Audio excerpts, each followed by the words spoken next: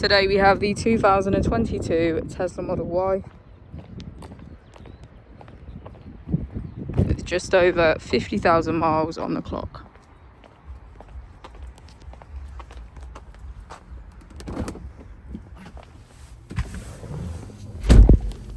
On our user interface, we're met with an overview of the vehicle.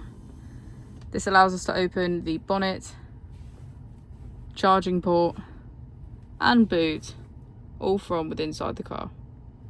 If we click on our Tesla icon in the bottom right, we can access our controls, dynamics, charging, autopilot, schedule, safety, service and software. Within safety we have advanced features such as a pin to drive and a glove box pin. If we go into software and click on additional vehicle information, we can get a deeper analysis of the vehicle spec.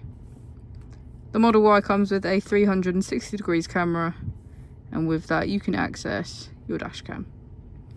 If we press here, we can access our climate control with heated seats on either side, our heated steering wheel and heated windscreen. As we go into the back of the vehicle, we can see that it has a full leather black interior and get a good view of our panoramic roof.